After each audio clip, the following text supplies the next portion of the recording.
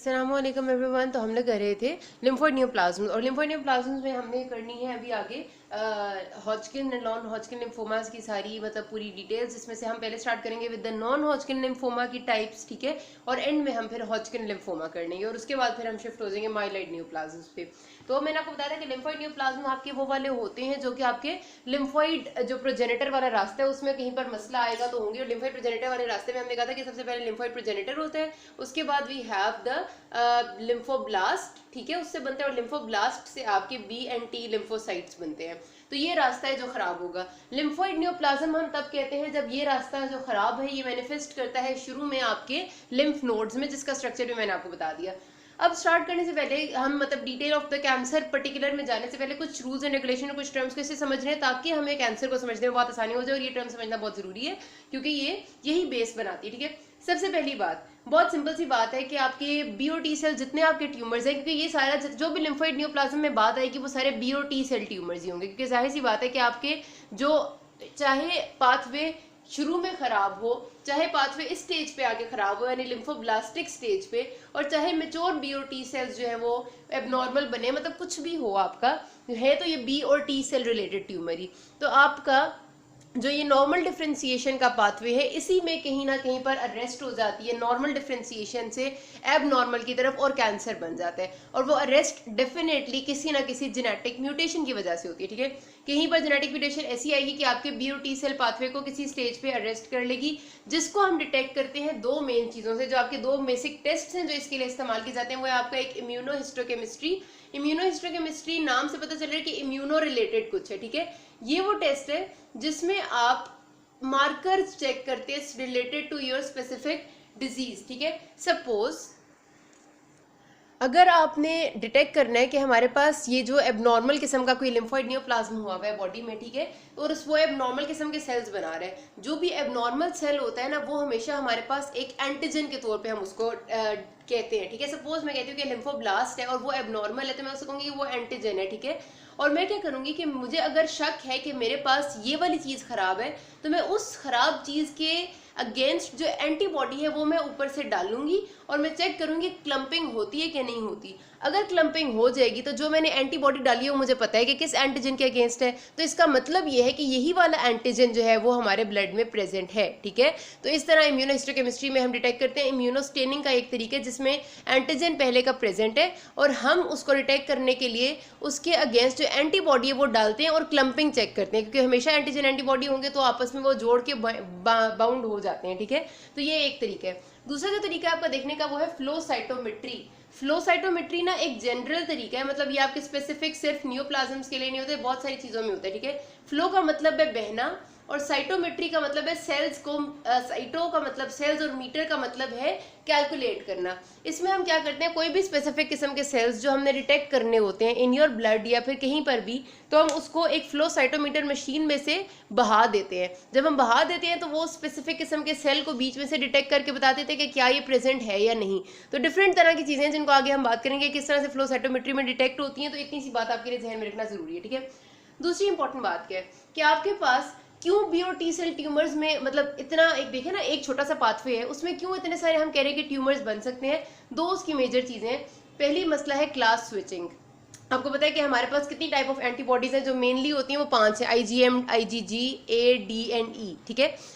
जब भी किसी type of specific type of antigen आते हैं तो एंटीबॉडी दूसरी टाइप ऑफ एंटीबॉडी में चेंज होती है, ठीक है। सपोज हमने कहा कभी भी कोई भी इंसल्ट होती है तो शुरू में हमेशा आईजीएम एंटीबॉडी बनती है और बाद में आईजीजी बन जाती है। इसी तरह अगर कभी भी कोई एलर्जिक रिएक्शन होता है तो आईजीई बनती है, कुछ जगहों पे आईजीए की जरूरत होती है, मतलब हर जगह पर एंटीबॉडी जो है वो हमारी डिफर कर रही है। जब भी एक टाइप ऑफ एंटीबॉडी दूसरी टाइप ऑफ एंटीबॉडी में चेंज होती है उसे हम क्लास स्विचिंग कहते हैं, ठीक है। आईजीएम आईजीजी में चेंज होगी, आईजीजी आईजीई में चेंज होगी, जो भी होगा वो क्लास स्विचिंग का प्रोसेस है। क्लास स्विचिंग का प्रोसेस जब जब होता है जाहिर सी बात है कि एक पूरी इंटायर टाइप दूसरी इंटायर टाइप में चेंज हो रही है, तो ये आ गया आपका एक जगह जो कि म्यूटेशन ला सकती है, ठीक है। जब आपकी एक चीज़ दूसरी चीज़ में चेंज हो रही होती है तो वो म्यूटेशन का एक प्रोसेस वहाँ पर हो सकता है, आसानी होती है म्यूटेशन को होने के लिए, ठीक है। दूसरी चीज़ आपकी सोमैटिक हाइपर म्यूटेशन।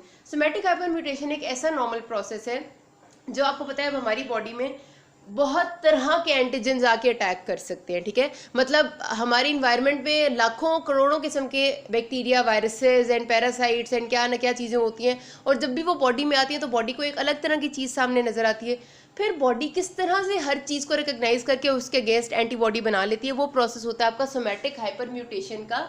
ये प्रोसेस है जिसमें ये जो एंटीबॉडीज है ये अपने अंदर हल्की फुल्की म्यूटेशन करती हैं ताकि वो जो नया आया हुआ एंटीजन है उसको डिटेक्ट कर सके और उसके अगेंस्ट रिस्पॉन्स प्रोड्यूस कर सके। क्योंकि जाहिर सी बात है, हर आए हुए एंटीजन के अगेंस्ट हम कहते हैं कि जब भी कोई भी इनिशियल एंटीबॉडी बनती है तो वो आईजीएम होती है, लेकिन हर एंटीजन के अगेंस्ट एक डिफरेंट किस्म की आईजीएम बनती है। वही एक जैसी आईजीएम हर एंटीजन पे तो नहीं एक्ट कर सकती। अगर मुझे एक दफ़ा मुझे बैक्टीरियल इन्फेक्शन हुआ सपोज स्टेफ ऑरियस का, और इधर मुझे वायरल इन्फेक्शन हुआ सपोज हेपेटाइटिस बी का, तो दोनों के अगेंस्ट आईजीएम बनेगी लेकिन डिफरेंट होगी। तो आईजीएम एंटीबॉडी जो आपकी डिफरेंट तरह की बन रही है वो क्योंकि process of somatic hyper mutation की वजह से बन रही है, ठीक है। ये नॉर्मल प्रोसेस है, लेकिन अब फिर वही बात है कि ये एक प्रोसेस आपके वो कहते हैं ना हम कि फर्टाइल फील्ड प्रोवाइड करता है, आपको एक एरिया प्रोवाइड करता है कि जहाँ पर कोई म्यूटेशन खराब वाली भी आ सकती है। क्योंकि जहाँ पर कोई म्यूटेशन नॉर्मल हो रही होती है ना, वहाँ खराब वाली म्यूटेशन होना कोई ज़्यादा एब नॉर्मल बात नहीं होती। तो class switching and somatic hyper mutation आपके प्लेटफॉर्म्स होते हैं जो बी और टी सेल्स में, स्पेशली बी सेल्स में आपके ट्यूमर्स बनने की एक बहुत बड़ी वजह बनते हैं, ठीक है। ये टर्म्स याद रखनी है, बहुत इंपॉर्टेंट है। फिर आपको अगली बात जो याद होनी चाहिए वो ये कि आपके जितने भी और दूसरी यहाँ इंपॉर्टेंट बात उन्होंने लिखी हुई कि जितने आपके जो मेच्योर बी सेल्स होते हैं, मैंने आपको बताया था ना, वो germinal centres of lymphoid follicles में होते हैं। अभी मैंने आपको लिम्फोइड फॉलिकल पिछली वीडियो में दिखाए थे, मैंने कहा था उनके सेंटर में we have mature B cells, और क्लास स्विचिंग का प्रोसेस हो रहा होता है जर्मिनल सेंटर में। तो इस वजह से जर्मिनल सेंटर नियोप्लाज्म्स जो है ना वो बहुत कॉमन होते हैं, क्योंकि क्लास स्विचिंग के प्रोसेस और सोमैटिक हाइपर म्यूटेशन मेनली इस जगह पर हो रहा होता है, ठीक है। तो उसको हम जर्मिनल सेंटर नियोप्लाज्म भी कह देते हैं। अच्छा, फिर हमारे पास ये जितने भी ट्यूमर्स होते हैं आपके बी और टी सेल, ये हमेशा याद रखना कि एक ही सेल ऑफ ऑरिजिन से अराइज करके उसकी मल्टीपल कॉपीज बनने लग जाती हैं। सपोज अभी मैं आपको आगे बताऊंगी, जैसे एक्यूट लिम्फोब्लास्टिक जो ल्यूकीमिया है हमारा, उसमें आपके लिम्फोब्लास्ट्स की मल्टीपल कॉपीज बनने लग जाती हैं और लिम्फोब्लास्ट स्टेज पे ही अरेस्टेड होता है। तो इस वजह से हम इनको, जिसमें ऐसे नियोप्लाज्म्स होते हैं जिसमें एक ही चीज मल्टीपल कॉपीज अपनी बना रही है, उसे हम क्लोनल नियोप्लाज्म कहते हैं, ठीक है। कि मतलब क्लोनल प्रोलिफरेशन, क्लोन का मतलब होता है एक जैसी चीजें, तो एक क्लोनल टाइप ऑफ नियोप्लाज्म होते हैं। और डेफिनेटली ये आपके इम्यून सिस्टम को डिस्टर्ब करने के, क्योंकि आपकी इम्यूनिटी बी और टी सेल्स में पे बहुत ज़्यादा रिलाई करती है, और जब भी कहीं यहाँ पर नियोप्लाज्म आएगा तो आपकी इम्यूनिटी फ्लक्चुएट करती है बहुत बुरी तरह से। और ये जो आपके नॉन हॉजकिन लिम्फोमास होते हैं, मैंने बताया था कि they are highly malignant tumours, ठीक है। जो नॉन हॉजकिन लिम्फोमास हैं बहुत ज़्यादा डिसेमिनेशन होती है इनकी, बहुत मलिग्नेंट होते हैं। मेनली तो आपके lymph node, spleen, liver, bone marrow सबसे पहले तो ये इन्वॉल्व होते हैं, लेकिन ये आपकी पूरी बॉडी में किसी भी जगह को इन्वॉल्व कर सकते हैं। लेकिन जो हॉजकिन लिम्फोमास है वो उतने ज़्यादा मलिग्नेंट नहीं होते जितने नॉन हॉजकिन है, ठीक है जी। ये तो हो गया 5 रूल्स। फिर अब हम बात करेंगे, स्टार्ट करेंगे सबसे पहले नॉन हॉजकिन लिम्फोमा से, ठीक है। एनएचएल जिसको हम लिखते हैं। नॉन हॉजकिन लिम्फोमा की काफी सारी टाइप्स हैं, 5 से 8 टाइप्स जो उसकी हैं, पहले हम उनको डिस्कस करेंगे, फिर नॉन हॉजकिन लिम्फोमा जाते हैं। तो अगले पार्ट में ही शुरू कर लेते हैं, अभी तो कोई मसला हो किसी को, you can ask me. Thank you.